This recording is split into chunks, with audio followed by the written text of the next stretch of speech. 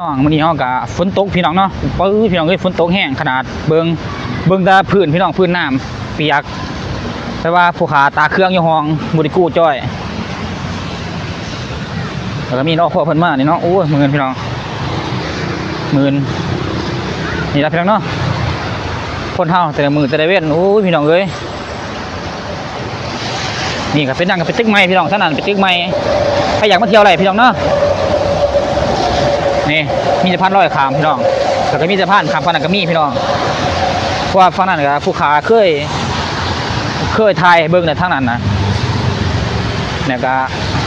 พี่น้องมาชมกันพี่น้องบรรยากาศเฮาฝนตกอากาศเย็นๆพี่น้องเนาะฝนตกมากก็เย็นขนาดพี่น้องคันบ่ตกนี่ก็ร้อนนี่ก็ได้โอ้ต้นไม้พี่น้องต้นมันต้นเปื่อยได้พี่น้องดอกงามไปดอกมันงามๆดอกมันงามดอกสีออกสีชมพู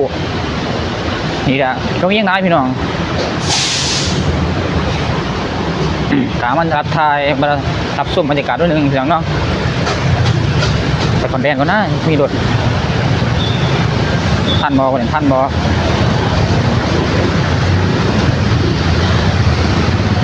ขาดมากเหมือน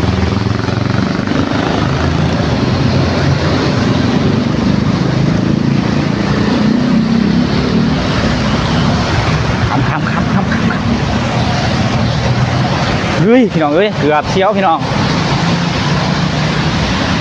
ฝนตกมื่นพี่น้องเนาะคือมันมื่นลายเผื่อนผวนยางตะลุไปเรื่อยยางก็ได้โอ้ยหาง